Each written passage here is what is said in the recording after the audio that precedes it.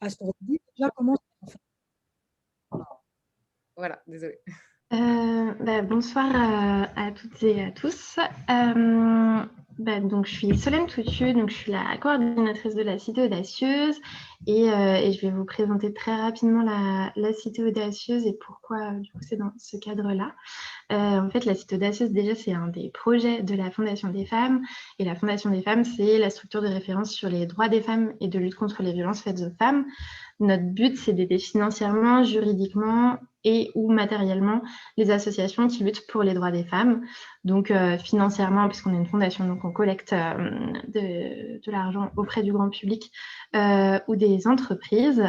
Juridiquement, puisqu'on a des bénévoles avocats et juristes qui aident des associations, et matériellement, soit par des dons matériels qu'on reçoit et qu'on peut reverser à des associations, soit par justement la Cité Audacieuse, donc un des projets de la Fondation.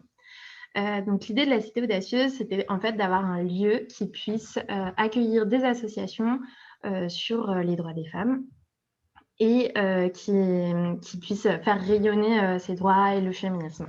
On a, grâce à la mairie de Paris, on a récupéré une ancienne école donc, qui est dans le 6e arrondissement. Et donc, cette école, on l'a de manière temporaire pour 5 ans. Et donc, dans les étages, au premier et au deuxième étage, dans les anciennes salles de classe, il y a maintenant des bureaux d'associations. Donc, on accueille une quinzaine d'associations qui luttent toutes contre les violences faites aux femmes ou pour les droits des femmes. Et au rez-de-chaussée, dans l'ancien préau de l'école, il y a un café associatif qui s'est installé, qui s'appelle Chez Mona. Et on peut aussi organiser des événements, donc des conférences, des ateliers, toujours en lien avec le féminisme. Ça peut être aussi des projections, etc. Évidemment, avec ces derniers mois, on a un peu tout réorganisé et donc on a certains événements qui ont lieu en digital, comme l'événement de ce soir. Et donc, on est ravis. Et puis là, avec cette semaine qui arrive, on va pouvoir rouvrir le café et accueillir de nouveau quelques événements avec des jauges restreintes. Donc voilà, c'est pour bientôt qu'on peut réouvrir. Donc n'hésitez pas aussi à passer nous voir et j'espère qu'on pourra organiser des événements en présentiel avec la Cité du Genre Oui, prochainement. on espère aussi. Alors, la Cité du genre, c'est pour ça que je ne reste pas très longtemps dessus, parce que j'en profite pour vous présenter la manager justement de la Cité du genre, qui est Anaïs de Muret, qui a pris soin de vous pour vous envoyer tous les liens et qui va mettre sur le chat le lien du site de la Cité du genre. Hein, donc, vous n'avez qu'à cliquer et puis voilà, c'est un site qui est très complet. J'en profite aussi pour saluer mes amis de la Cité du genre, parce que je ne peux pas citer tout le monde, mais j'ai vu qu'il y avait déjà plein de, enfin plein, il y a déjà pas mal de représentants aussi de la Cité du genre. Et voilà, et j'en arrive donc à ce qui nous réunit, donc caractéristiques sexuées, identité de genre, qui dit qui je suis, c'est-à-dire en fait qui sont vraiment les prescriptrices et prescripteurs des identités de sexe et de genre. Je vais déjà commencer par vous présenter les intervenants que je remercie vraiment chaleureusement, parce que tout le monde a des emplois du temps extrêmement bouqués, donc merci mille fois. Je vais vous les présenter par ordre de passage. Donc, le premier à parler sera Benjamin Moron-Puech, que vous apercevez. Alors, comme tout le monde n'a pas le même ordonnancement d'écran, vous le découvrirez, qui est un juriste, et c'est très important sur ces questions-là, qui appartient au laboratoire de sociologie juridique de l'Université Paris 2 Panthéon-Assas, et qui est l'auteur de nombreux articles vraiment sur les droits des personnes intersexuées notamment. Et par ailleurs, il a un blog que vous trouverez sur le chat également, qui s'appelle Sex and Law. C'est sur vous savez, les carnets hypothèses, vous le trouverez facilement. Et donc, il fait beaucoup de billets, il y a beaucoup de choses, c'est vraiment une mine. Et il est également, et c'est à ce titre qu'il est là ce soir, enfin, il a tous les titres, mais celui-là notamment, il est secrétaire général de l'association GIS, Alter Corpus, que je n'ai pas besoin de vous traduire, qui est une association qui défend et promeut les droits des minorités corporelles. J'en profite aussi au passage pour excuser Michal Raz, qui malheureusement ne peut pas être des nôtres, et on l'a appris juste hier, donc voilà, on n'a pas pu du coup inviter quelqu'un à sa place, donc elle est absolument désolée. Voilà, mais ça arrive, donc on a une pensée pour elle, et puis et du coup, il y aura un petit peu plus de temps pour les autres. Je salue également Sahara Azeg, qui est artiste, militant queer et en même temps masterant à l'École supérieure d'art et de design Talm d'Angers. Et c'est formidable pour nous parce que c'est aussi, on sort un petit peu de Paris, de la région parisienne, et c'est pas plus mal. Et Sahara va nous parler de son expérience avec l'association Trans Interaction et d'ailleurs d'autres associations trans, hein, du Grand Ouest. Donc ça nous dépayse un peu et ça c'est très bien. Et puis Clovis Maillet, que je ne vois plus sur mon écran mais qui est là, c'est sûr. Clovis qui est également artiste et historien médiéviste à l'école, à la même école, à l'École supérieure d'art et de design Talm d'Angers. Et il a notamment fait, son dernier livre s'appelle Les genres fluides et c'est absolument passionnant parce que je l'ai déjà entendu notamment sur Jeanne d'Arc et bien d'autres. Et c'est évidemment une relecture absolument passionnante de l'histoire médiévale. Alors, vous allez trouver aussi sur le chat le blog de Sahara pour voir un petit peu quel est son univers d'artiste, parce que je trouve que c'est important, c'est complémentaire. Et puis, je vais vous mettre aussi sur le chat le dernier, les références du livre qui est sorti en 2020 hein, sur les gens fluides de Clovis. Alors, peut-être 2 mots juste pour amorcer la discussion, mais vraiment rapidement. Nous, alors je parle sous le contrôle des intervenants, donc vous avez le droit de me gronder si je dis des bêtises et j'accepte d'être interrompu brutalement si je dis des bêtises, ce n'est pas du tout un problème pour moi.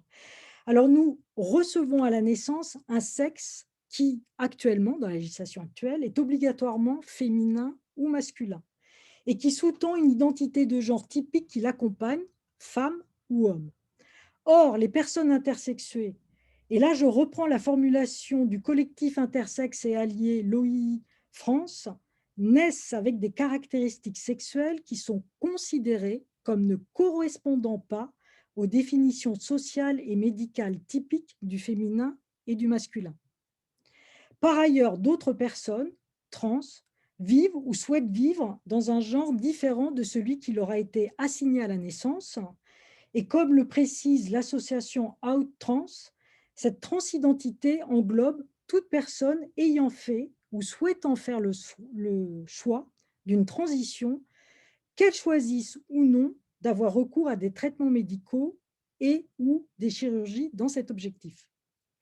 Cette table ronde, et c'est une piste, hein, souhaite notamment interroger donc le rôle des prescriptrices et prescripteurs sociaux des identités de sexe et de genre, ça concerne tout le monde, y compris les cis, hein, dans une société gouvernée par une catégorisation binaire masculin-féminin, homme-femme, qui est très rigide en France, beaucoup plus que dans d'autres pays dont on parlera sans doute. Médecins, juristes, parents, par exemple, qui dit qui nous sommes finalement? Est-ce que, par exemple, les cis se posent vraiment la question? Quelle reconnaissance, quels droits sont ceux des personnes intersexuées et trans à affirmer qui elles sont dans une France qui ne reconnaît pas en la matière le principe d'autodétermination, comme c'est le cas par exemple en Argentine? Voilà, ça c'est juste quelques pistes pour amorcer la discussion. Et ce qu'on va faire, c'est qu'on va d'abord laisser la parole. Il va y avoir une petite présentation de environ 20 minutes par personne. Et puis, on a gardé 3/4 d'heure de discussion, hein, donc gardez bien vos questions pour la fin. Notez-les hein, pour ne pas les perdre. Et donc, je donne d'abord la parole à Benjamin Moron-Puech en le remerciant encore une fois d'être parmi nous et de nous apporter son expertise. Bonsoir à toutes. Je ne sais pas si vous apercevez l'écran. J'ai tenté de faire un partage d'écran. Le 17 mai 2005, Louis-Georges Tin décidait avec quelques autres d'organiser une journée pour célébrer la dépathologisation de l'homosexualité qui avait eu lieu par l'OMS le 17 mai 1990. Aujourd'hui, 16 ans plus tard, les coïncidences font que nous organisons cette conférence le 17 mai et je remercie vivement la Cité du Genre, la Cité Audacieuse, ainsi que Gabriel et Anaïs pour leur organisation. Coïncidence qui nous invite, à mon avis, à nous interroger sur cette dépathologisation, où est-ce qu'on en est pour les autres groupes d'individus, notamment les personnes transgenres et intersexuées, dont les règles continuent aujourd'hui à plus ou moins clairement pathologiser leurs identités par des mécanismes de prescription d'identité qu'a évoqué Gabriel tout à l'heure. Alors, dans cette intervention, j'adopterai le regard d'un juriste, un juriste qui n'est pas personne concernée lui-même, mais qui s'efforce, par une association présidée par une personne concernée, de travailler pour un meilleur respect des droits des personnes intersexuées et transgenres notamment, ainsi que d'autres minorités telles la minorité sourde. Et ici, je resterai vraiment sur le sujet la question des prescripteurs et prescriptrices, prescripteurs au genre neutre, prescripteurs d'identité. Évidemment, on va le voir, la question a une acuité particulière pour les minorités transgenres et intersexuées, mais c'est dans sa globalité que je vais appréhender le sujet. Et je voudrais dire quelques mots sur chacun des deux morceaux du sujet. Caractéristiques sexuelles et identité de genre d'un côté, qui sont peut-être des termes un peu mystérieux pour une partie du public, et puis ensuite la question qui dit qui je suis du point de vue du droit. Alors, vous connaissez sans doute le personnage Gingendre qui essaye d'expliquer de manière non universitaire la diversité des concepts qui se cachent derrière le mot sexe. Parce que ce mot sexe, il a aujourd'hui un peu vieilli. Il est de moins en moins utilisé, en tout cas dans le langage des sciences sociales et également dans le langage juridique. Pourquoi il est moins utilisé? Parce qu'il est un peu source de confusion. C'est un concept qui mélange beaucoup d'éléments. Historiquement, le sexe pouvait renvoyer tant à des éléments de nature biologique autour de la reproduction qu'à des comportements prétendument liés à ces caractéristiques biologiques, qu'à enfin à une attirance, un comportement, une orientation sexuelle. Et cette diversité, cette complexité a posé problème à un certain nombre de personnes d'abord, et ensuite ces problèmes ont été pris en charge par les universitaires qui ont pris conscience qu'effectivement mettre tous ces éléments-là dans un même concept était problématique. Une question toute simple, quel est le sexe d'une personne transgenre? La question est insoluble, on ne peut pas y répondre avec cette ambiguïté du terme sexe, parce que vous avez des éléments qui vont dans un sens, des éléments qui vont dans un autre, on ne s'en sort pas. D'où la nécessité de segmenter et d'essayer, autant que faire se peut, de distinguer les caractéristiques sexuées, renvoyant à la composante biologique, le genre, renvoyant davantage aux notions comportementales, qui se déclinent en identité, c'est votre sentiment d'appartenance à l'une des catégories de genre disponibles dans une société donnée. L'expression de genre, c'est la manière dont vous allez exprimer ou la manière dont les autres vont vous forcer à exprimer ce genre. Et on verra que l'état civil, à cet égard, aujourd'hui en France, se rapproche bien davantage de l'expression de genre que l'identité de genre. Et puis enfin, l'orientation sexuelle, dont il ne sera pas question aujourd'hui. Donc voilà, l'idée générale à retenir sur cette diapositive, c'est le sexe est un concept dépassé, et c'est pour ça que dans l'intitulé de cette conférence, semble-t-il, on a procédé à la distinction caractéristiques sexuelles d'un côté, identité de genre de l'autre. Alors, qui dit que je suis? Pour un juriste, c'est se demander finalement, est-ce que quelqu'un a le droit de me définir? Est-ce que moi-même, j'ai le droit de me définir? Et quand on dit avoir le droit, ça suppose qu'on peut forcer les autres à vous écouter. Et on peut forcer les autres à respecter votre choix. Par exemple, si vous décidez que vous êtes une femme, est-ce qu'en droit, vous avez le droit de forcer les autres à vous genrer au féminin? Donc, c'est ça, avoir le droit. C'est que vous avez une possibilité d'imposer aux autres votre choix. Est-ce que ça, c'est possible? Et puis, c'est aussi se demander cette question qui dit que je suis, quelle est l'étendue du pouvoir de cette personne prescriptrice? Combien de catégories sont disponibles? Est-ce qu'il y a des critères ou est-ce que c'est arbitraire? Voilà le genre de questions qu'un juriste peut se poser. Alors, il apparaît, et on va y revenir, que le droit français actuel ne distingue pas très bien, en tout cas pour l'état civil, les caractéristiques sexuées de l'identité de genre. Et donc, j'appréhenderai ensemble le système d'identification qui a été mis en place par notre droit pour déterminer, pour prescrire nos caractéristiques sexuées et notre identité de genre. Et nous verrons que très largement, ça sera l'idée importante à retenir, très largement, ces autorités prescriptrices ne sont pas l'individu lui-même. Ce n'est pas lui qui peut prescrire aux autres qui il sera. C'est bien davantage les autres qui prescrivent qui il sera.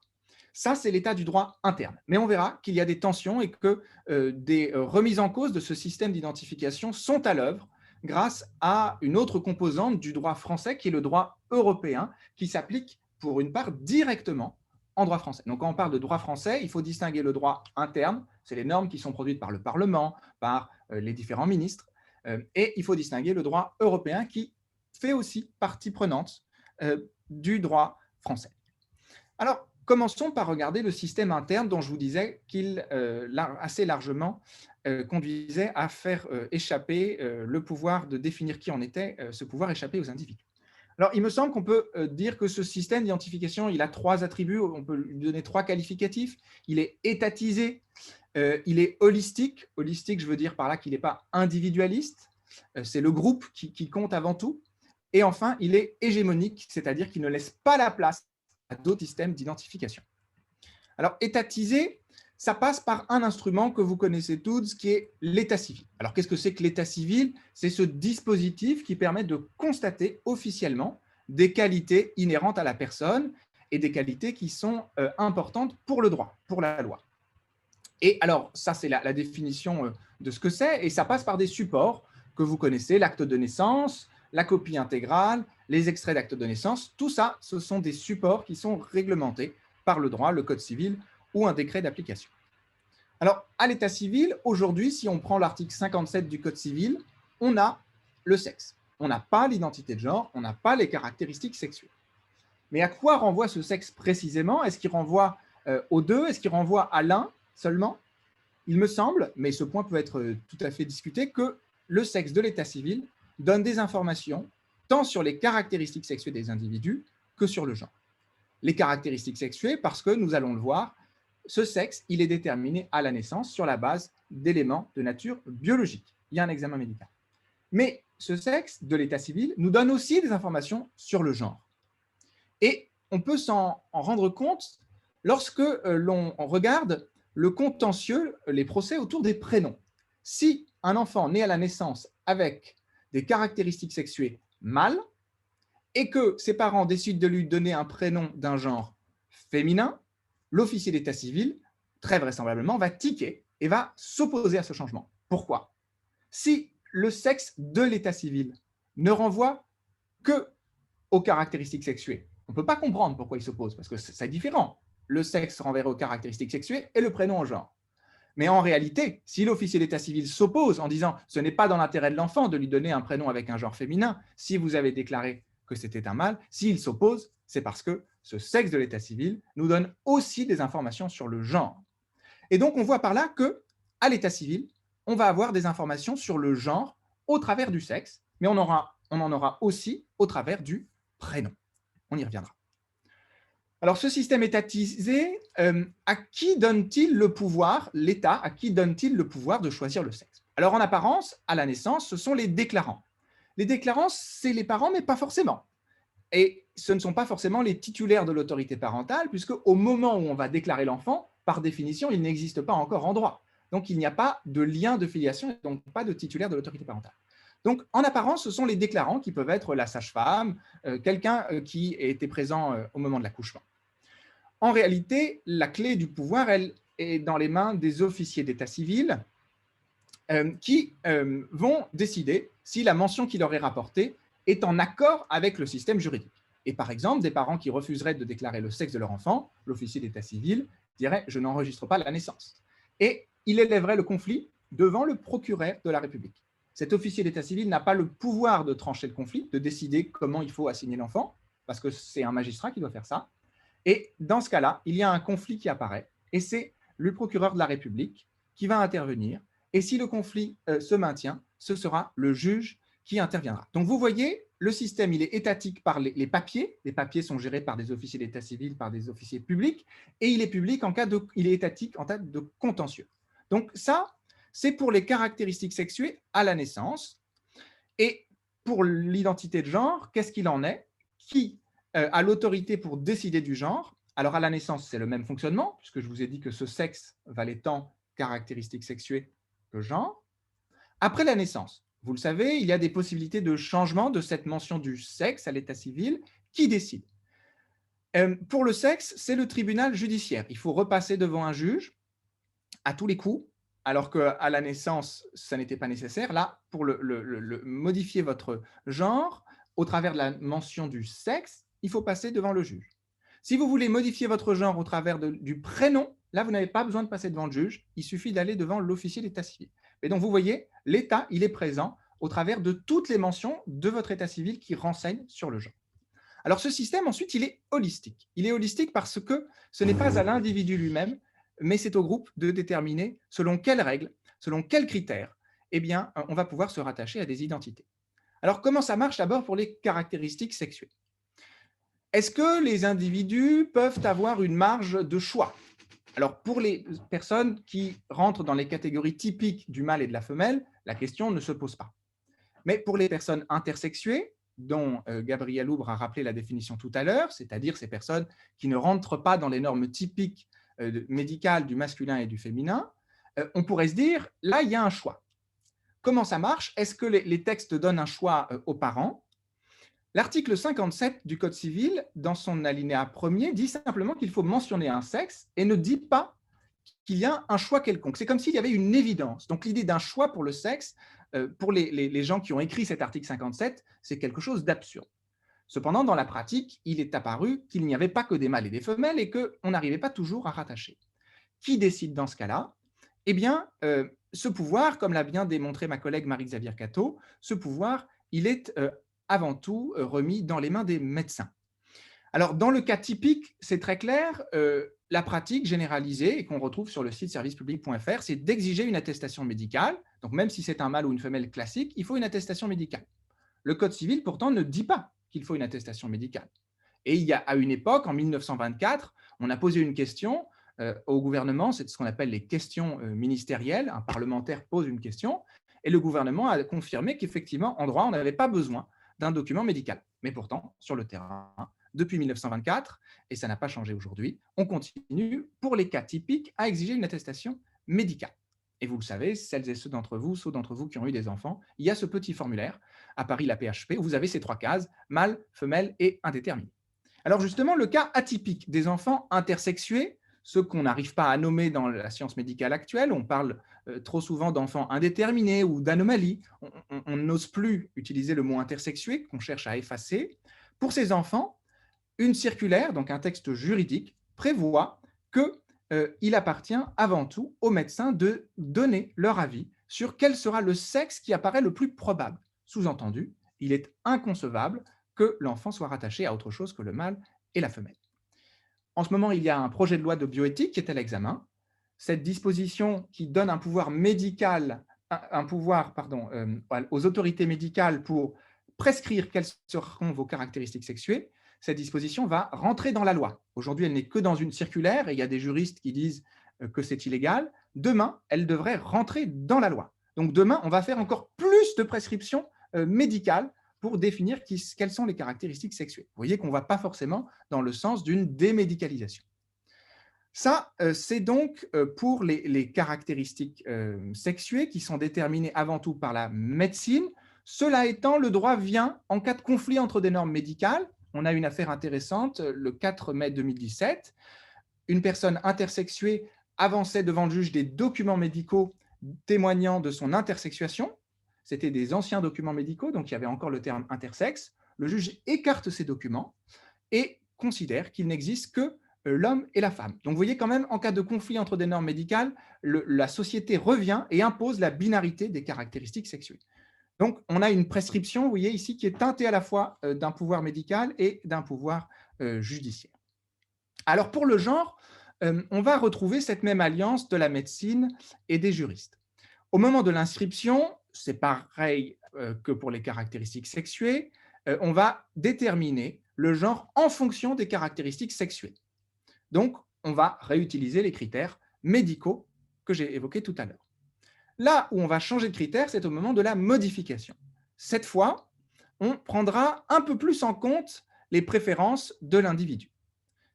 Avant 2016, cette personne pouvait obtenir la modification de son sexe à l'état civil, et donc notamment de son genre, mais il fallait, vous le savez, qu'elle passe sous le bistouri. Il y avait des actes mutilants qui étaient nécessaires pour pouvoir obtenir ce changement d'état civil. Ces mutilations, notamment génitales, ont été condamnées par la Cour européenne des droits de l'homme, et le législateur français, anticipant cette condamnation, a changé. Alors, est-ce qu'il a adopté un système d'auto-identification, un système faisant plus de place à l'autonomie personnelle de l'individu? Non. Certains pays l'ont fait, Gabriel l'a mentionné pour l'Argentine, on aurait pu mentionner Malte également. La France est restée attachée à un système holistique où c'est le groupe qui va valider que telle personne appartient bien au genre auquel qu'elle prétend revendiquer. Comment va se faire cette pression du groupe? Eh bien, elle va passer par un procès où il faudra fournir des documents émanant de la famille, des professionnels, voire des documents médicaux. La loi n'a pas complètement dépathologisé le changement, elle a simplement dit au juge qu'il ne pouvait pas exiger des traitements médicaux, mais en soi, la loi n'a pas interdit au juge d'utiliser comme élément probatoire des éléments médicaux. Le juge ne peut pas imposer des traitements, mais il peut continuer à exiger des attestations, et sur le terrain, ça se produit. La dernière caractéristique de ce système, c'est que c'est un système hégémonique. Cette hégémonie, elle tient au fait que l'état civil, tous les éléments qui sont renseignés dans l'état civil, ils font preuve ils font foi jusqu'à preuve du contraire. Et ici, si vous voulez contrer ce qu'il y a dans l'état civil, il est nécessaire de rapporter la preuve contraire. Alors on pourrait se dire, bon, bah, finalement, cet état civil, il ne m'empêche pas de revendiquer une autre identité. Oui, mais en pratique, tout part de l'état civil.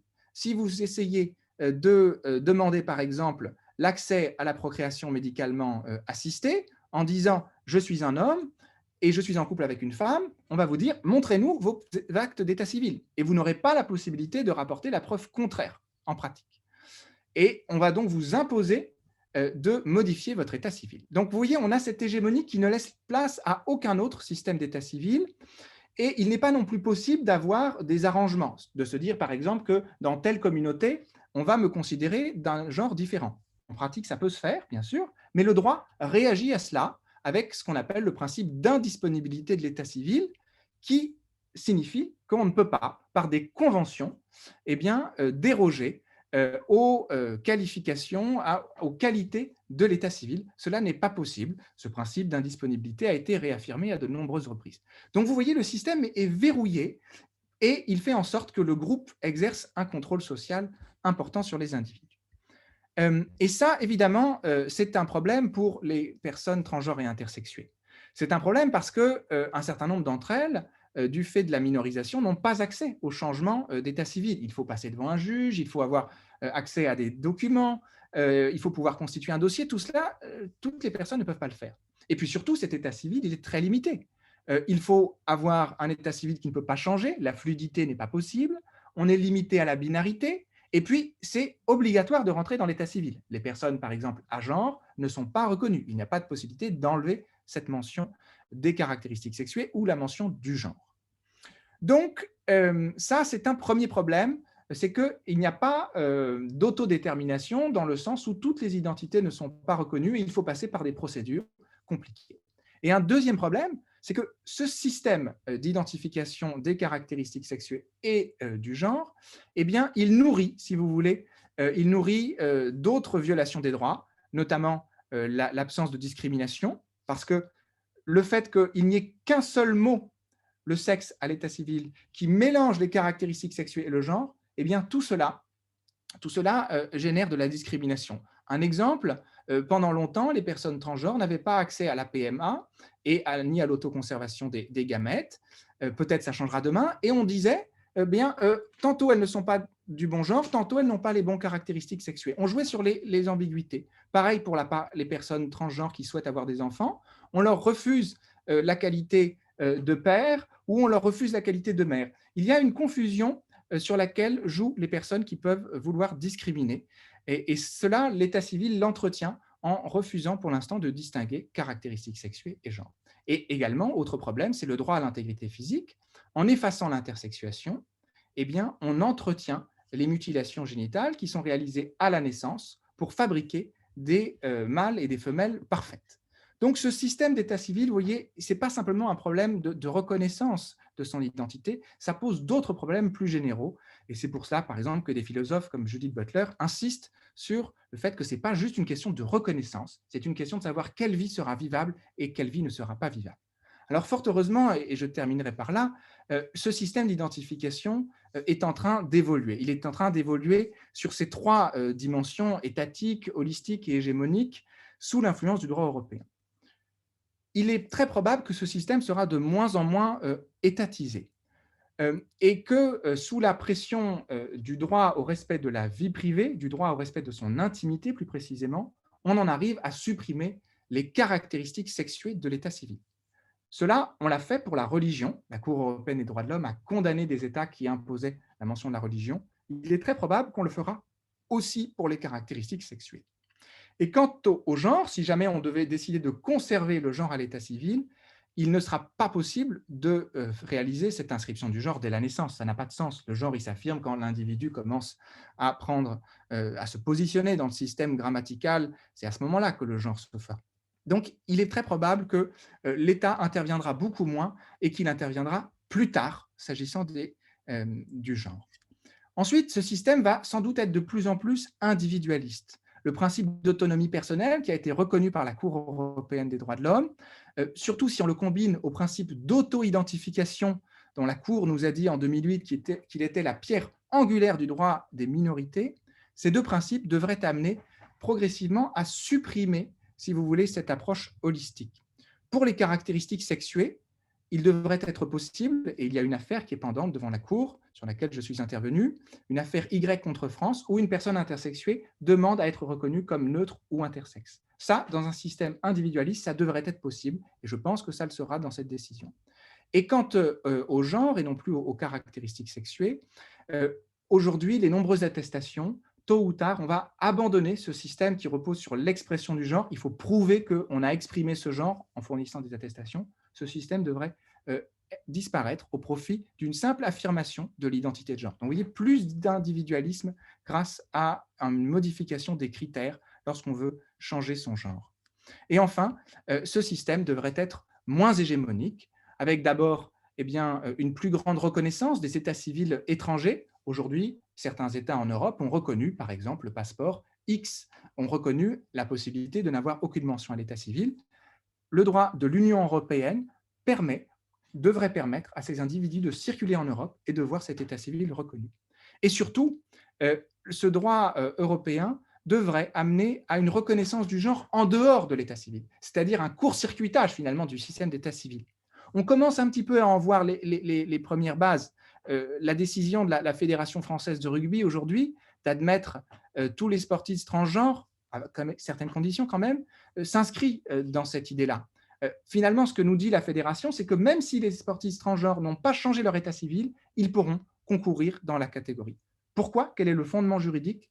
Le fondement juridique, c'est l'interdiction des discriminations, et notamment l'interdiction des discriminations fondées sur l'identité de genre, qui est une catégorie de discrimination que protège activement la Cour européenne des droits de l'homme.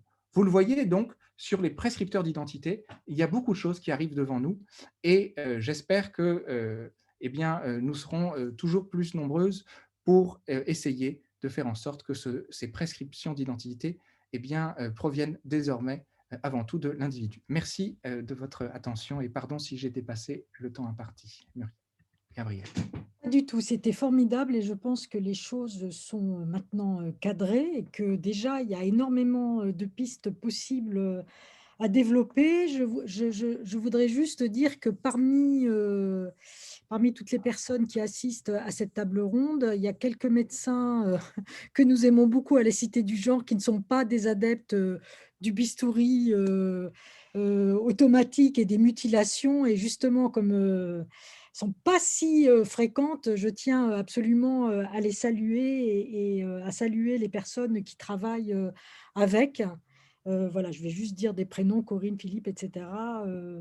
Voilà, ne vous sentez pas agressé dans cette identité médicale. Donc, j'ai moi évidemment des questions, mais je ne les pose surtout pas parce que je vais. Là, c'était quand même voilà, un cadre et qui était absolument nécessaire pour qu'on s'y retrouve bien, enfin, en tout cas le mieux possible. Et je vais passer la parole à Sahara qui va nous parler de son expérience personnelle et évidemment, c'est fondamental pour nous. Bonjour. Ah, on entend chez Amandine. Je ne sais pas si. Bonjour à tous. Alors, du coup, moi, je suis Sahara Azeg, j'ai 22 ans. Je suis militant queer et handicapé. Queer, pour les personnes qui ne connaîtraient pas ce que ça veut dire, c'est en gros un peu la version politisée de l'acronyme LGBT+. Puisque en fait ça reprend le mot queer qui est une insulte états-unienne envers les personnes divergentes dans la norme sexuelle ou de genre, et du coup qui a été revendiqué dans les années 70, qui est revendiqué encore maintenant pour politiser ses identités. Je voulais déjà remercier Benjamin sur ta présentation parce que moi actuellement je suis en train de galérer avec l'état civil et des propos discriminants à la mairie d'Angers via ce dernier. Du coup, ça m'a vraiment beaucoup parlé ce que tu nous as présenté. Et je voulais prendre l'exemple de l'association Trans Interaction, puisque cette association, je l'ai connue d'abord en tant qu'usager, puis j'ai travaillé avec, et je trouvais que c'était un bon pont par rapport à ce dont on travaille aujourd'hui, puisqu'on parlait et d'intersexuation et de transidentité, et que cette association parle des deux. Alors, Trans Interaction, c'est une association qui est née en 2015 à Nantes et qui est une association qui couvre les pays de la Loire en général et plus précisément des points comme Nantes, Angers, La Roche-sur-Yon en Vendée. C'est une association trans et intersexe, du coup, qui sont du coup deux minorités qui travaillent souvent ensemble. Ici, c'est la seule association de la région qui travaille sur les questions trans et qui travaille sur les questions intersexes. Du coup, j'ai commencé ça devait être en 2015 ou en 2016 par être usagé de cette association, puisque moi, j'étais déjà dans les cercles LGBT à cette époque, mais je ne me savais pas trans. Et j'ai rencontré du coup cette association et ses membres qui m'ont du coup parlé pour la première fois du coup de ce qu'était l'intersexuation et de ce qu'était la transidentité. Avec, je me rappelle, un flyer qui disait les 10 questions à ne pas poser à une personne trans, qui est toujours disponible, je crois, sur leur site internet. Et du coup, voilà. Donc moi, je l'ai connu via ça. Et puis, j'ai eu, à l'époque, j'étais au collège ou au lycée, je ne sais plus. J'ai eu mon bac, je suis partie de Nantes. Et puis, un an plus tard, je suis arrivée à Angers, où j'ai commencé, pareil, à retravailler avec des associations LGBT, dont le collectif Luciole, qui était un collectif LGBT de la faculté d'Angers. Et j'ai aussi travaillé et été membre d'un syndicat qui s'appelle le syndicat Solidaire Étudiante, qui prend en charge beaucoup les questions LGBT pour les étudiants. Et du coup, via ces deux associations, on a travaillé avec Trans Interaction, qui n'avait pas du coup de point relais directement sur Angers. Parce que, on parlait tout à l'heure de ça avant la présentation, c'est que le militantisme hors parisien et le militantisme parisien est quelque chose de très différent. Puisque du coup, sur Paris, il va y avoir plusieurs associations trans, on va avoir plusieurs choses qui vont exister, là où en dehors de Paris, on peut avoir une association qui couvre une région entière, avec très peu de militants. Et du coup, ça implique forcément de faire un travail avec les associations locales, dont les centres LGBT. Et les centres LGBT, eux, sont très influencés par les subventions des mairies. Ce qui fait que d'ailleurs, d'une mairie à l'autre, c'est très compliqué de pouvoir travailler. À Nantes, par exemple, la mairie subventionne beaucoup le centre LGBT, subventionne toutes les initiatives LGBT+. Et alors que, par exemple, à Angers, c'est clairement pas le cas.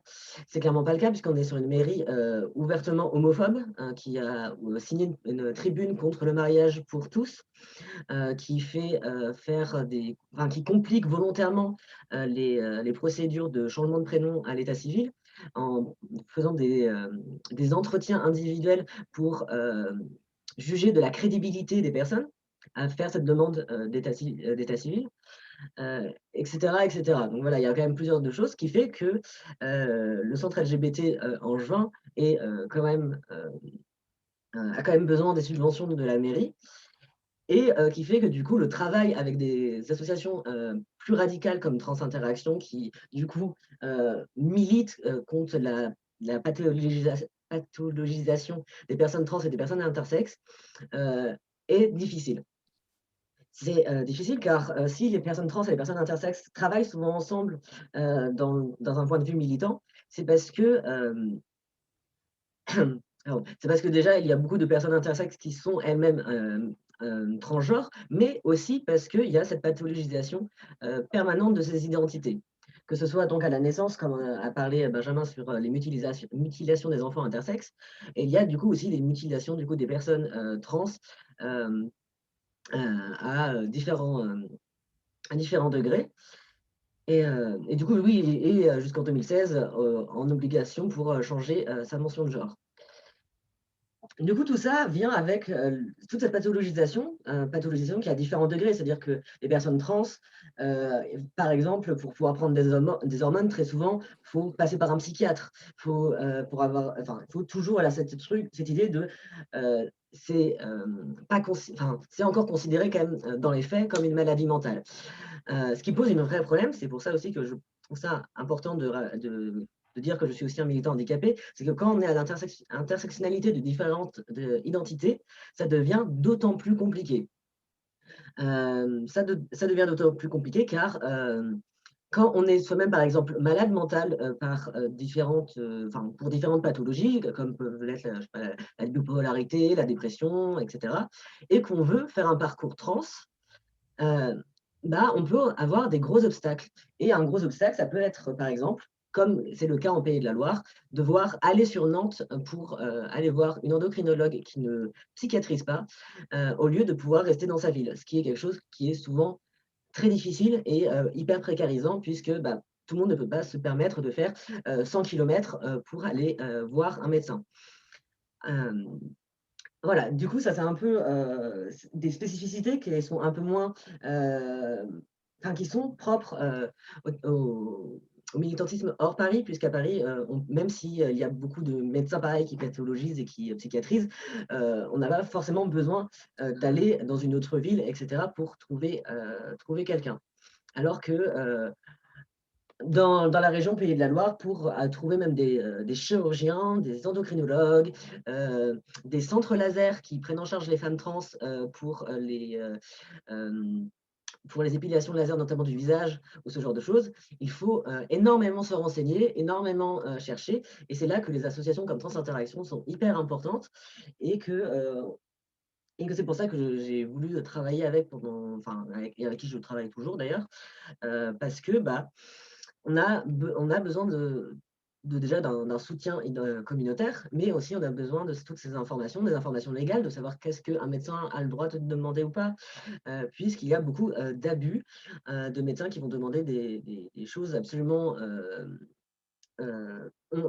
honteuses et humiliantes à leurs patients, alors qu'il n'y a pas de nécessité. Je pense par exemple aux palpations génitales, qui sont monnaie courante par les médecins pour des prises d'hormones qui ne sont absolument pas justifiées et absolument pas justifiables, etc.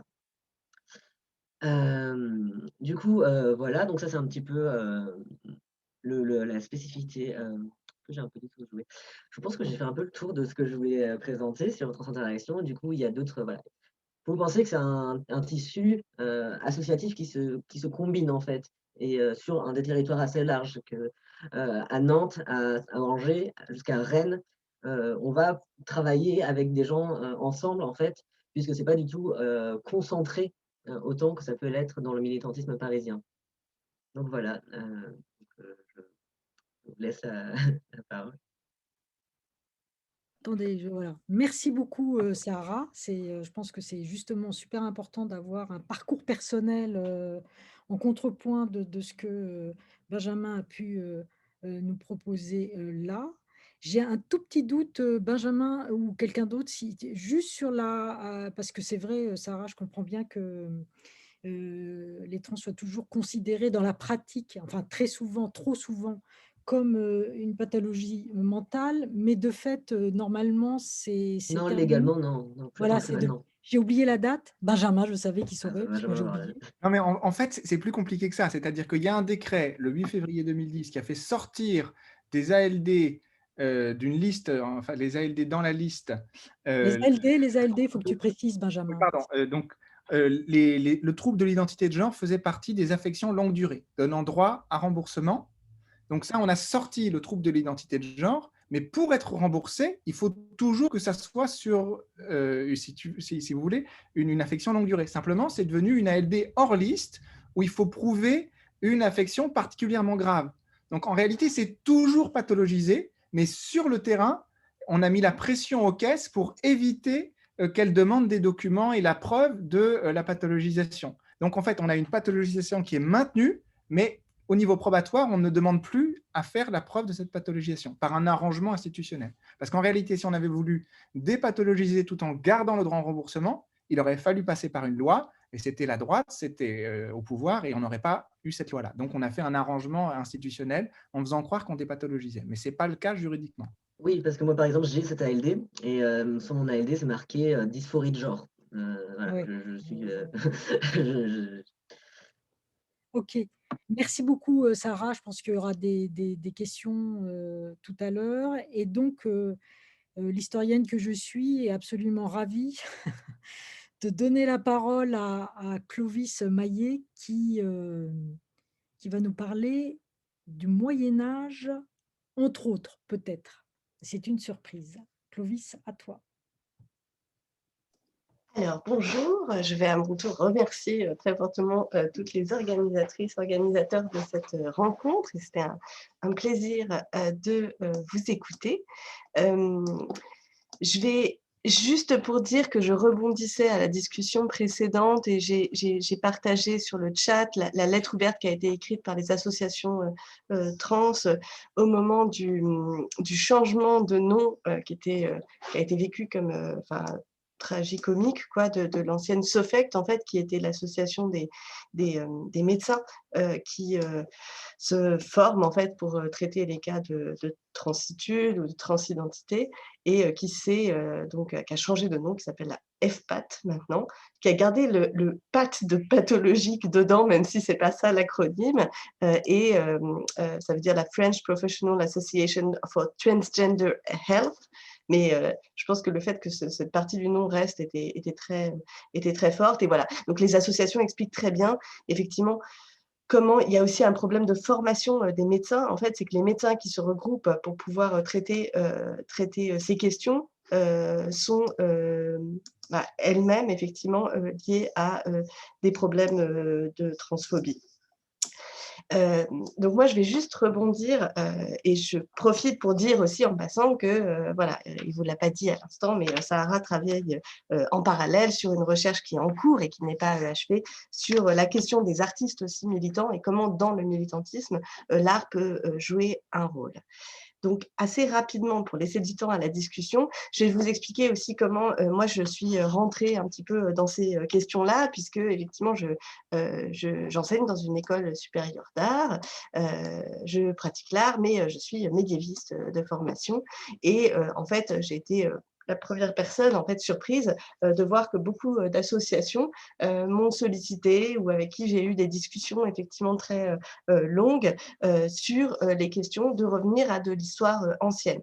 Et je pense que l'intervention de Benjamin vous a bien montré aussi, pour les personnes qui, dans l'assistance, sont moins familières avec ces questions-là, à quel point c'est vrai en général en histoire, mais c'est vrai voilà, dans ce cas particulier qui est de la tolérance plus ou moins forte dans les périodes historiques vis-à-vis des questions trans et des questions inter, qu'on n'est pas du tout, contrairement à ce que pourraient faire croire certaines personnes, sur un système qui irait vers plus de tolérance, comme si les choses s'amélioraient progressivement. Et que donc parfois, en fait, revenir à des moments d'histoire très très anciennes, ça permet de déplacer un petit peu des problèmes. Et donc j'en profite au passant pour faire aussi un petit peu de pub pour diverses associations, pour dire qu'effectivement, il y a des associations qui sont très présentes à Paris, Outrance, Acceptess, mais il y a des associations qui sont dans divers lieux, et on peut que espérer effectivement à l'avenir que la fonction principale en fait de beaucoup d'associations, enfin la double fonction qui est celle de l'auto-support et l'autre qui est celle et qui est très très difficile, de la sensibilisation et de l'information, elle a besoin de relais en fait dans toutes les villes et les petites villes de France, parce que la question effectivement de la prise en charge dans des régions qui sont un petit peu éloignées des grandes métropoles est particulièrement forte. Et donc je voulais juste rendre hommage en passant à l'association Divergenre que j'ai découvert il n'y a pas très longtemps, qui est à Amiens et qui est vraiment basée sur la ville d'Amiens, et avec qui m'a fait le plaisir de m'inviter pour la journée de la visibilité trans le 31 mars, et qui fait un travail formidable dans la ville, et notamment en lien avec des étudiants, et beaucoup d'étudiants d'ailleurs qui se déscolarisent ou arrêtent leurs études, pas seulement à cause de ça, mais dans lequel les questions de transphobie en fait peuvent aussi perturber, bousculer des parcours étudiants, et je pense que toutes les personnes qui sont enseignantes ici le savent. L'histoire, enfin, l'idée de faire de l'histoire de ces questions-là, je pense qu'elle est liée à un double problème et qui est complexe, qu'on peut résumer par l'histoire et la mémoire. En général, quand on a une formation en histoire, on essaye de se détacher absolument des questions mémorielles. Il y a eu beaucoup de questions dans cette actualité-là pour dire que dès qu'on parle effectivement de mémoire, ça pose des problèmes pour l'histoire. Mais là, on est effectivement sur un cas dans lequel il n'existe quasiment pas en fait de mémoire, ou du moins la mémoire effectivement est difficilement défendue par des...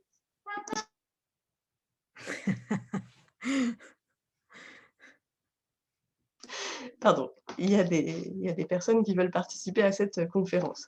Donc, on est dans un cas, effectivement, où la question, en fait, de se construire une mémoire pour aujourd'hui, elle est demandée et revendiquée de longue date. Il y a la question de créer des archives, en fait, de collecter les archives à partir de personnes vivantes, en fait, qui sont toujours là. Et donc, je ne vais pas détailler là-dessus, mais je renvoie, par exemple, au travail et à la diffusion qui est très bien faite en ce moment par le collectif Archives LGBTQI+, qui défendent une notion vivante aussi de l'archive. Et je vous ai mis simplement le résumé de leur positionnement ici. Je voulais aussi rendre hommage à beaucoup de gens, notamment des philosophes comme Pauline Clochec, qui nous expliquent qu'effectivement, toutes nos constructions historiques, elles sont dépendantes de ce système sur lequel je ne vais pas revenir parce qu'on en a beaucoup parlé, qui est, donc, que Pauline appelle le cissexisme, qui est un système en fait dans la société qui a des effets en fait concrets sur la vie des personnes, mais qui a aussi des effets sur les constructions de nos savoirs en fait, et des savoirs scientifiques aussi. Ce qui m'intéresse simplement ici, et que je vais essayer de présenter j'avais prévu au départ 5 minutes, hein, je vais aller jusqu'à 10 minutes peut-être, mais je vais essayer de ne pas dépasser, c'est qu'il y a beaucoup de choses qui ont été bousculées et qui ont bougé en fait par une pression en fait qui s'est faite par des personnes concernées, des personnes militantes qui ne se retrouvaient pas en fait dans l'histoire, et qui ont dit que qui disent qu'effectivement, on a besoin aussi d'avoir une place dans l'histoire et de voir qu'est-ce qu'on peut faire de cette question-là.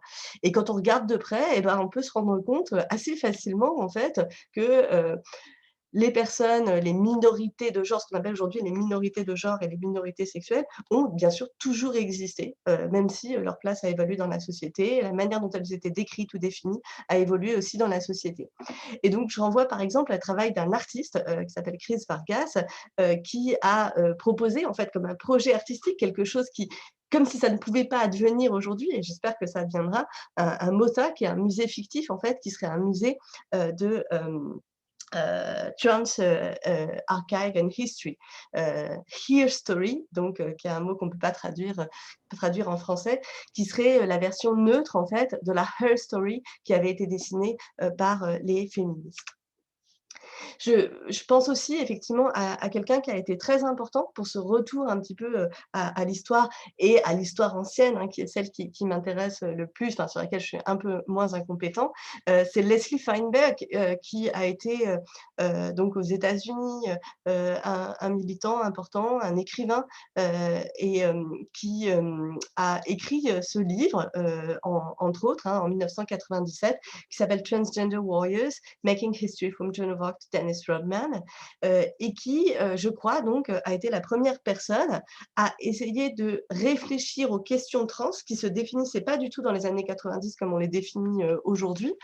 Transgenre, hein, pour Feinberg, ça veut plutôt dire quelque chose qui serait plus proche de ce qu'on intergenre ou agenre aujourd'hui, et essayer de remonter l'histoire, en fait. Se dire que cette histoire qui a été volée, en fait, cette histoire qui n'est pas celle qu'on lui a racontée à l'école, essayer, en fait, sans prétendre en fait faire du travail historique, mais simplement de remonter des petits points et essayer de se trouver des alliés, des amis, des personnes avec qui dialoguer en fait dans les temps anciens, et puis aussi dans une géographie en dehors des sociétés occidentales, qui était ça le projet de ce livre-là.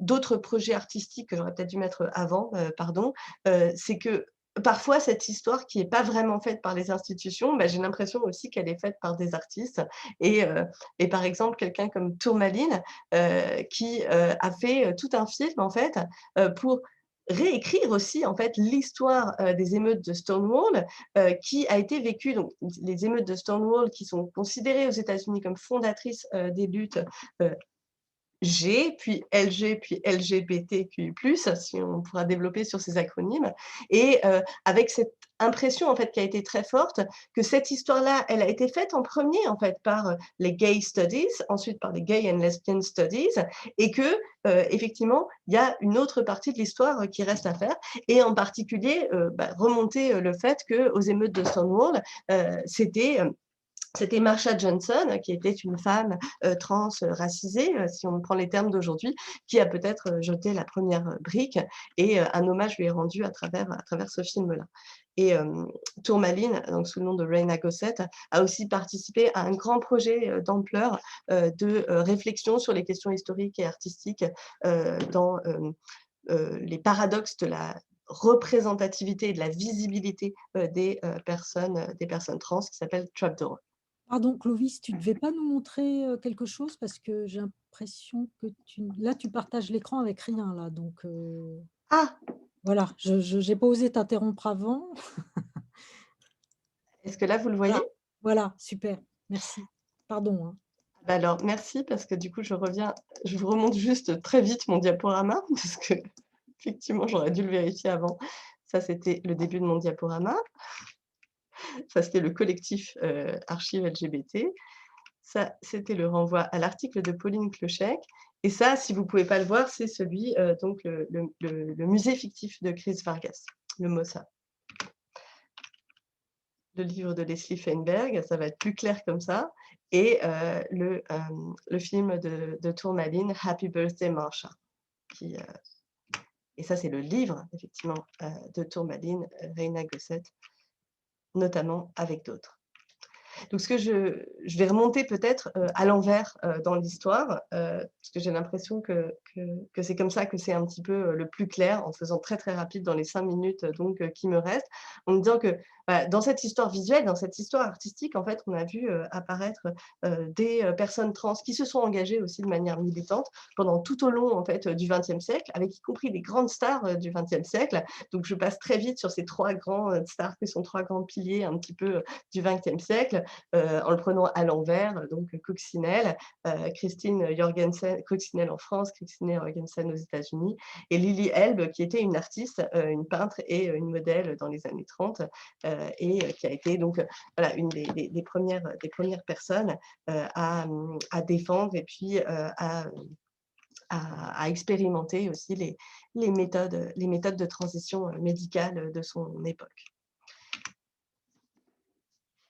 Je remonte un tout petit peu dans le temps, et je fais un bond historique et je laisserai Gabriel rattraper sur d'autres périodes, en me disant que si je remonte maintenant au XVe siècle directement, on a des figures de grandes stars en fait qui se sont exprimées, en tout cas avec une expression de genre extrêmement qui peut sembler étonnante. Et donc j'aime bien donner cet exemple-là qui n'est pas le plus caractéristique en termes de transitude, mais qui est visuellement un des plus forts. Donc là, j'espère que vous voyez l'image, puisque c'est Jérôme de Stridon, donc c'est Saint Jérôme, hein, celui qui a traduit la Bible en latin, qui est ici représenté dans un épisode de sa vie qui est rapporté dans en fait toutes les vies, mais pas souvent reconnu, qui est celui dans lequel il s'est vêtu avec des vêtements féminins. C'est une longue histoire, mais en tout cas, pour montrer que il ne s'intéressait pas effectivement à ces questions d'apparence, et qu'il a voilà, été rejeté à ce moment-là par sa communauté. Et donc, cette expression de genre un petit peu différente a été le moment d'un changement dans sa vie et de cette décision en fait, de vivre en marge de cette société. Et bon, il faut décoder ces images, que je n'ai pas le temps de faire ici. Je vous dis simplement qu'effectivement, il n'est pas seulement habillé en vêtements féminins, mais en fait, il est habillé en sous-vêtements féminins. Donc, ce sont des vêtements qui ne sont pas des vêtements non plus de tous les jours, en fait, qui devaient apparaître comme particulièrement provoquants à cette époque-là. Et c'est dans un manuscrit qui a été commandé par le duc de Berry, donc qui avait une énorme visibilité dans l'aristocratie bourguignonne de cette époque-là. Enfin, pas seulement bourguignonne d'ailleurs, dans le royaume de France, pendant la guerre de 100 ans. Je continue ma petite histoire visuelle, comme ça, des personnes trans, pour les faire exister en images aussi pour vous, en remontant un petit peu dans le temps avec, enfin, non, on est aussi sur quelqu'un qui est, comme Jérôme, un personnage de l'Antiquité tardive, mais qui a eu un succès en fait, plutôt au Moyen Âge central. Et donc c'est cette personne qu'on pourrait appeler Eugène de Rome, qui est aussi connue sous le nom de Sainte Eugénie, et qui est donc une personne qui a partagé une partie de sa vie sous une identité féminine, une partie de sa vie sous une identité masculine. Et ce qui est intéressant pour vous montrer aussi la présence forte dans l'esprit de tous les jours, c'est qu'on voit apparaître ce personnage ici au centre du chapiteau roman de Sainte-Marie-Madeleine de Vézelay, qui était la plus grande église de pèlerinage du XIIe siècle. Et au milieu de la nef, en fait, à la croisée du transept, on voit apparaître ce personnage, donc qui, si vous regardez bien ici, donc est un personnage d'un moine, mais qui montre ses seins, qui sont visibles en fait à travers l'ouverture de son vêtement. En raison d'une anecdote au moment d'un procès. Hein. C'est un cas juridique, je dis ça pour les juristes qui sont ici, où on est effectivement sommé de faire la preuve de quelque chose, pas du tout de l'identité de genre, hein, mais c'est une question d'agression sexuelle qui est en question là-dedans, sur laquelle je pourrais détailler par la suite. Et puis, je remonte un petit peu dans le temps, on a le même personnage, et là, on est dans le Ménologe de Basile. Donc, Basile, c'est l'empereur byzantin, donc c'est pas n'importe qui non plus qui se commande ce Ménologe. Et c'est intéressant parce qu'on voit du coup ce personnage saint, à auquel un culte est rendu comme à une sainte féminine, mais qui est représenté dans le manuscrit de l'empereur byzantin sous des traits masculins. Donc, c'est le personnage qui est au centre de l'image, hein, qui est donc avec ce vêtement noir. Et donc, le vêtement noir, c'est bien le vêtement des moines, hein, masculins. Et ce n'est pas du tout en concordance avec l'histoire, hein, parce que ce personnage est censé avoir repris une identité féminine au moment de sa mort, mais là, c'est vraiment cette apparence, cette expression de genre masculine qui est mise en valeur, tandis que les deux personnages qui sont juste derrière, hein, qui sont Prote et Hyacinthe, sont deux frères eunuques, une autre identité de sexe et de genre qui est spécifique à cette époque, mais qui est aussi une preuve de la multiplicité et la diversité en fait de ces questions de genre à cette époque-là. Et enfin, comme ça je vais conclure sur cela, je vais vous dire un petit peu simplement ce que moi j'essaye de faire et ce qu'on peut faire, parce que je pense que c'est un travail collectif, c'est-à-dire que, et on le fait, hein, beaucoup qui sont parmi nous et dans l'assistance, on est vu, essayer de travailler avec simplement des outils intellectuels, des outils méthodologiques qui sont les nôtres. Donc moi c'est l'histoire médiévale, donc c'est avec ça que je travaille, mais il y a beaucoup d'autres outils qu'on peut évoquer, en essayant effectivement de se poser les problèmes des conséquences que les recherches qu'on fait vont avoir sur le présent. Et donc, là, simplement pour vous annoncer l'ouverture à des travaux collectifs. Donc ça, c'est le petit livre effectivement que j'ai écrit, dont on a parlé au début. Mais j'avais bien conscience des énormes limites de ce livre, qui est une histoire plutôt transmasculine du Moyen Âge, qui était, je l'avoue, simplement beaucoup plus facile à faire, puisque comme on est dans un monde qui est hiérarchisé, dans lequel le masculin sera toujours plus valorisé que le féminin, faire l'histoire des transmasculinités, ben, on a beaucoup plus de documentation que pour l'histoire transféminine. Ça ne veut pas dire que je ne suis pas en train de le faire par ailleurs, mais c'est plus difficile en fait comme travail à faire. Et donc voilà, c'est une histoire transmasculine et c'est une histoire qui est plutôt basée sur des sources latines, qui sont celles que j'arrive à peu près à lire et un peu d'ancien français. Mais je co-organise avec Sophie Albert, ma collègue de Sorbonne Université, qui est une littéraire, un colloque qui a été déplacé plusieurs fois et que j'espère pourra se passer en vrai en novembre 2021 à la Sorbonne, qui donc devrait aussi peut-être permettre de refaire intervenir certains étudiants des Beaux-Arts d'Angers, mais qui vise aussi à regrouper des chercheurs de plusieurs disciplines pour essayer de co-construire ensemble cette histoire de la transitude, l'histoire des transidentités. Et là, je mentionne simplement un petit article qui était un exemple, qui est coécrit avec quelqu'un qui voilà, aurait pu être parmi nous aujourd'hui, qui est un militant qui n'est pas du tout spécialiste d'histoire, mais avec qui voilà, j'ai travaillé pour essayer de réfléchir à comment est-ce qu'on peut écrire à deux avec les outils de l'histoire et puis les outils du militantisme pour réfléchir à ces questions d'histoire et de mémoire. Et je vous remercie beaucoup. Merci beaucoup, Clovis. Voilà, il y a beaucoup de choses sur lesquelles j'aurais aimé revenir, mais j'ai vu qu'il y avait déjà des mains qui se levaient. Et avant oui, on peut applaudir comme Benjamin le fait, mais Mariem, par exemple, parce que là, c'est le temps de la discussion. Et donc, Mariem a depuis un bon moment levé la main. Donc, je veux bien, et j'ai noté où aider après, je veux bien que vous remettiez votre caméra si ça ne vous ennuie pas. Si ça vous ennuie, vous ne le faites pas. Mais voilà, pour qu'on vous voit en même temps, c'est plus sympa. Pour celles et ceux qui le souhaitent. Hein. Ce n'est pas obligatoire, bien sûr. Marie, vous avez la parole. Merci beaucoup. Déjà, merci à tous les trois pour vos présentations. Moi, j'avais une question sur la première présentation. Il me semble qu'à un moment, une des solutions que vous avez proposées, c'était de supprimer toute caractéristique sexuelle à l'état civil, si je ne me trompe pas. Est-ce que ça ne poserait pas certains problèmes, par exemple, dans le milieu médical, ou par exemple pour la prévention de certaines maladies, ou pour... on a besoin de traiter différemment les personnes en fonction de leurs caractéristiques sexuelles. Et aussi, moi, je pense à un autre domaine, dans le domaine plutôt de la lutte contre les inégalités entre les sexes, ou voilà, dans des cas d'agression sexuelle, ou par exemple de sexualisation du corps des femmes, ou je sais pas, de mutilation vraiment sur le corps comme l'excision. Est-ce que... il ne faudrait pas avoir quand même une information sur les caractéristiques sexuelles des personnes parce que ça rentre en compte dans certains cas. Merci pour votre question très pertinente. Ce que je proposais, c'est de supprimer les caractéristiques sexuelles de l'état civil, mais ça ne veut pas forcément dire que ça disparaît complètement du droit. L'état civil, il ne comprend pas toutes les informations personnelles. Il comprend les informations qu'on estime pertinentes, l'âge, la filiation, le statut marital.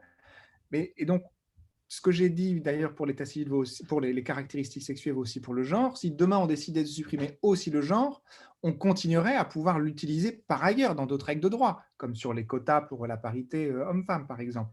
Donc, ce que je dis simplement, c'est à l'état civil, on n'en a pas besoin parce que les caractéristiques sexuelles ne servent pratiquement jamais dans le droit et donc on n'a pas besoin que ça soit inscrit dans l'acte de naissance.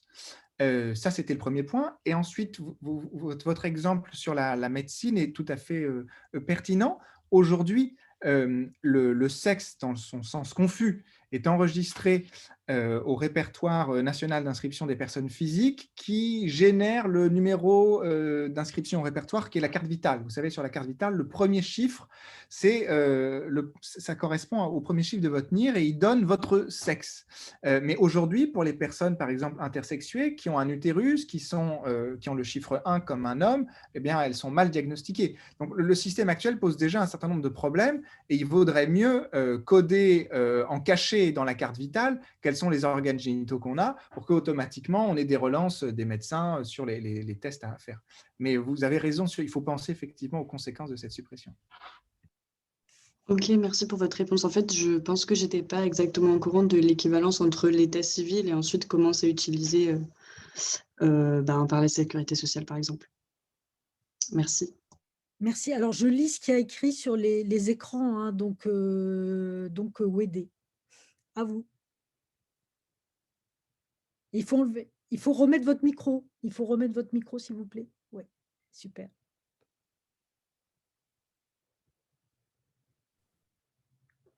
Merci beaucoup. Mon nom, c'est Kaliso Wedé. Je suis sociologue de la sexualité humaine à l'Université d'Abomey-Calavi au Bénin, un petit pays de l'Afrique de l'Ouest. En toute humilité, je fais partie de ceux-là qui, très tôt, a fait le choix de ne travailler que sur le sexe. Et c'est pour cela que je rends hommage à tout ce que j'ai écouté ici, puisque ce jour 17 mai, c'est la journée internationale de l'homophobie. Et permettez-moi un peu de saluer Clovis Maillet dans son analyse rétrospective pour dire que la question aujourd'hui, j'ai écouté Sarah, avant de revenir sur Benjamin, pour dire vraiment, je me pose encore la question, qu'il y a bientôt 40 ans, que la question de l'identité sexuelle autre que la dimension binaire a commencé par avoir une existence juridique chez vous, puisque ma thèse de doctorat porte sur l'homosexualité en Afrique, encore moins au Bénin, entre l'exclusion et la tolérance sociale, dont je me suis servi des travaux de Thierry Passelory, de Éric Faxin, de Daniel Borillo, et de Patrice Corriveau et autres. D'accord? Pour vous dire que quand j'écoute ça, là, je me dis, mais vous avez fait près de 40 ans avec l'arrivée au pouvoir de Mitterrand le 10 mai 1940.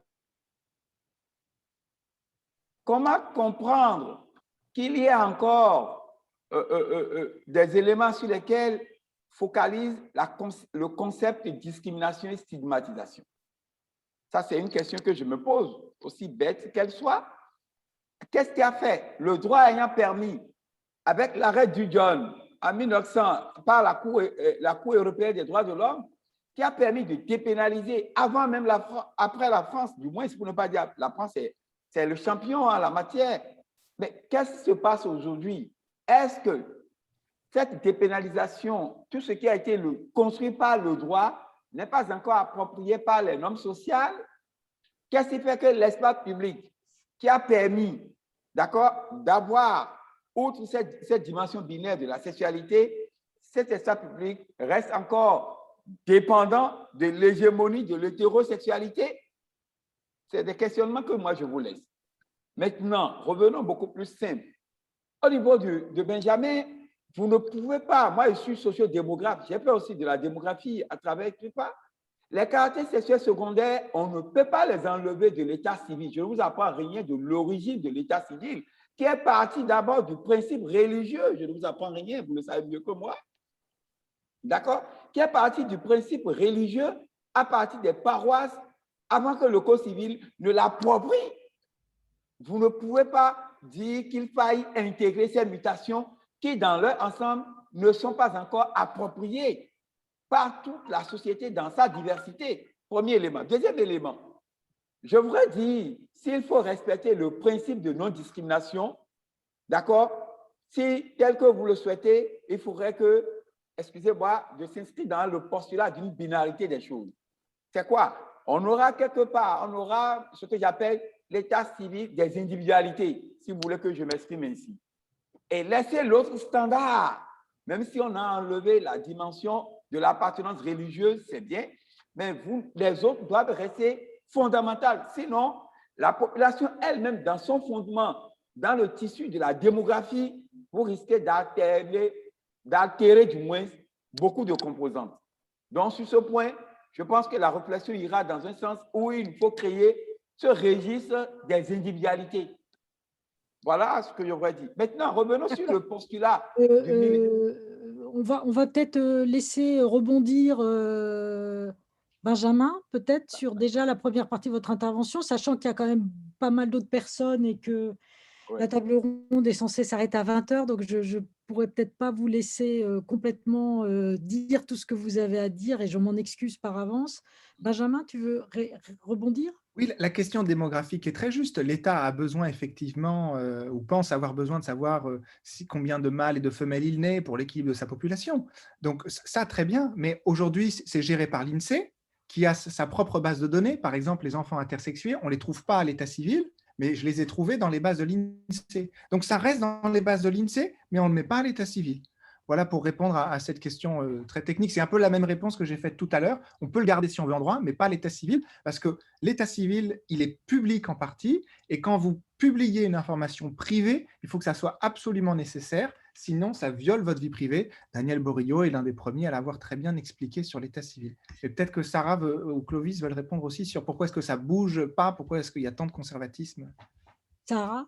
Ouais, je veux bien rebondir sur la question de la binarité, parce que les personnes non binaires, dont moi-même, on a toujours existé, quelle que soit l'époque, quelle que soit la culture.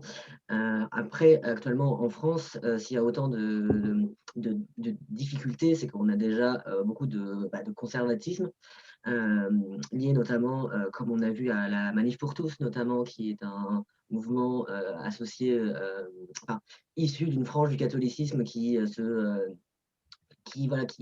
revendique des LGBTI-phobies de façon politique, qui revendique ça, et qui du coup a créé, ça fait partie d'un contexte en fait où il y a plein de petites choses comme ça conservatrices qui font que on a beaucoup de mal à avancer sur ces choses-là.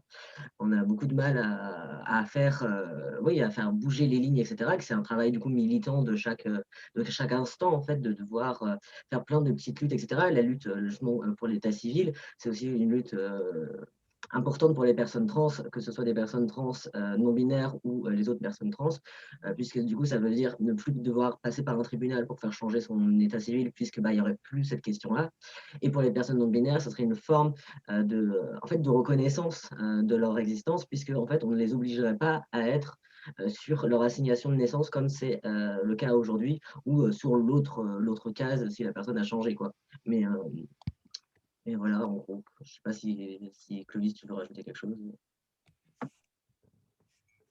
Merci beaucoup, Sarah. Et peut-être avant de redonner la parole à Callisto éventuellement, est-ce qu'il y a d'autres interventions Alors, comme je suis obligée de naviguer sur plusieurs écrans, n'hésitez pas à vous faire entendre si quelqu'un… Il y a Cécile qui veut se faire entendre. Pardon ? Il y a Cécile, selon ce que je vois, Cécile. Cécile, je ne la vois pas, mais allez-y, Cécile.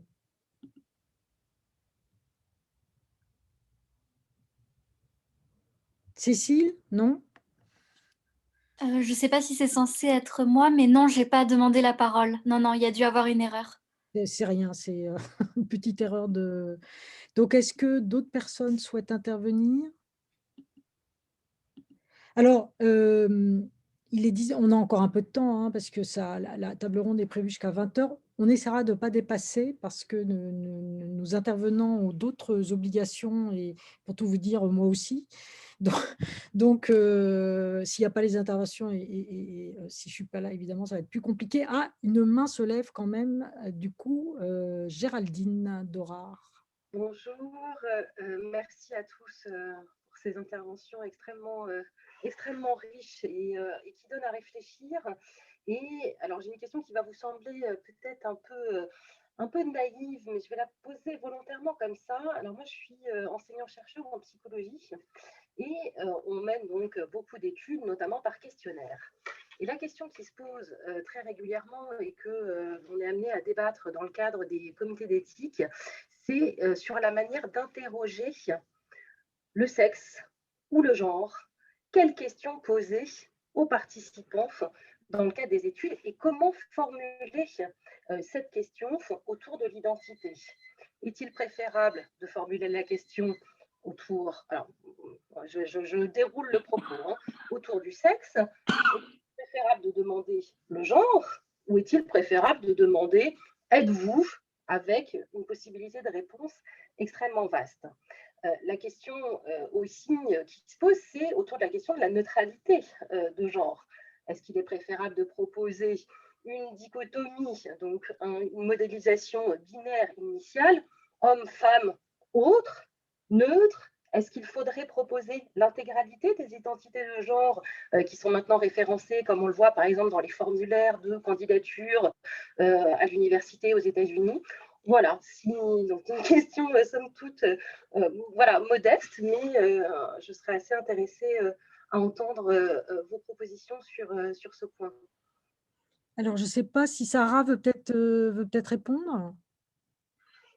On s'est envoyé un petit message avec Benjamin, je réponds et il enchaîne aussi. Alors en plus, c'est très intéressant parce que ma petite sœur est elle-même en études de sociologie et face à son adelphe non-binaire, elle s'est aussi posé cette question de comment on incluait les personnes non-binaires là-dedans. La possibilité de la troisième case est globalement une idée qui est pas recommandée par les personnes non binaires, puisque pareil, elle remet dans une case, enfin, on part d'une binarité, on fait une espèce une binarité à 3, quoi. Je ne saurais pas comment créer le mot, mais, mais voilà l'idée. Après, la possibilité de donner aux personnes la possibilité de se définir, de dire quel est votre genre, par exemple, peut être une façon assez simple de penser la question sans avoir justement à penser de faire des listes de genres, parce que je pense que là aussi on risque toujours de se perdre en fait à faire des cases et des cases et des cases et des cases et on va toujours en faire plus, quoi. Alors que juste oui, vous pouvez demander quel est votre genre. La personne, c'est une femme, répondra c'est une femme. La personne est non binaire, un genre, etc. Les personnes connaîtront de toute façon le terme avec lesquels ils se définissent. Et pour la question du sexe, c'est est-ce que ça dépend de la pertinence, j'avais presque envie de dire ça dépend de la pertinence par rapport à ce sur quoi ça traite. L'étude, c'est est-ce qu'on a vraiment besoin de savoir les organes génitaux de quelqu'un pour le travail. Et dans ce cas-là, de toute façon, ça demande de toute façon une question différente que la question du genre, puisque sexe et genre ne sont pas forcément liés, etc. Et puis, comme disait Benjamin tout à l'heure, il y a des personnes qui sont assignées hommes dans notre société, qui peuvent être même des hommes cis, etc., mais qui peuvent être intersexes et avoir, par exemple, des utérus. Du coup, toute cette possibilité de diversité existe, et du coup, je pense que c'est voilà, c'est un peu comme ça qu'il faut essayer de jouer avec, quoi. Merci Sarah. Et ça revient justement à qui dit qui je suis, c'est-à-dire que la solution que vous proposez consiste à ça, en fait, à laisser les personnes concernées dire seules comment ils ont envie de se définir ou de ne pas se définir d'ailleurs, parce que ça, c'est une autre possibilité. Juste avant, s'il y a Benjamin, tu voulais rebondir, mais alors rapidement, parce qu'il y a Mariem, et ça sera la dernière question, Mariem, parce que j'en vois pas d'autres mains levées, parce que il reste quelques minutes. Simplement pour ajouter que dans un questionnaire qu'on a fait récemment, on a laissé la question ouverte. Donc, je pense que ça me paraît une très bonne solution. Il ne faut pas oublier, Géraldine Dorard, de la laisser facultative aussi cette question, parce qu'il y a des gens qui veulent peut-être ne pas répondre. Voilà, c'était ce point-là que je voulais. Ça, c'est toujours de base, ne souhaite pas répondre sur toutes les modalités de réponse. On s'efforce bien entendu à cela, mais merci Sarah pour voilà, ce retour, parce que c'est vrai que c'est très compliqué de reproposer finalement une trichotomie de modalités de réponse. Et voilà, on souhaite être le plus éthique possible, entre guillemets, dans notre préposition. Donc, je pense qu'on a fait pour plusieurs personnes dans l'assistance que je connais. Je pense que c'est quelque chose qui doit les intéresser parce que la question se pose. Mariem, et ça sera la dernière question. Oui, je me suis permis de poser une deuxième question, étant donné qu'il n'y avait pas d'autres questions. Je voulais revenir sur la psychiatrie. Donc, c'est plutôt une question pour Sarah, je pense. En fait, j'ai vu que, il y a pas mal de discours, même de la part des associations LGBT, qui disent que la dysphorie de genre ou les personnes transgenres, elles ont une souffrance psychique importante. Il y a des taux plus importants plus de suicides, plus de tentatives de suicide, plus de dépression, d'anxiété. Il y avait même il y avait un séminaire ce matin sur le bien-être de ces personnes-là à l'université. Vous avez dit que vous étiez plutôt pour une dépsychiatrisation de la... Enfin, je ne sais pas si c'est de la dysphorie de genre ou juste du fait d'être transgenre. C'est vrai qu'il y a une différence entre psychiatriser un trouble et juste apporter un soin psychiatrique. Mais est-ce que vous considérez que c'est pas quand même normal de devoir passer par un psychiatre ou un avis médical pour avoir accès à des traitements médicaux qui ont quand même un effet à long terme et voilà, en particulier pour des jeunes personnes? Alors, je réponds à votre question. Alors, du coup, oui, les personnes trans se suicident beaucoup plus que les personnes cis, mais ce n'est pas du tout dû au fait qu'elles sont trans, c'est dû au fait de la discrimination transphobe qu'elles subissent. Et comme tous les groupes de personnes minorisées, le taux de suicide sont plus forts. Ce qui, pour moi, n'égale pas forcément psychiatrisation, d'ailleurs, parce que ça, c'est la question plutôt du soin communautaire, du soin du coup communautaire. Le soin communautaire, c'est quelque chose c'est comment au sein même de la communauté on prend soin de nous, mais comment on prend soin de la communauté même de façon extérieure. Donc ça peut être effectivement aussi par des avis de psychologues, ou, etc., etc. Mais du coup, ça, ce n'est pas lié directement à l'identité trans.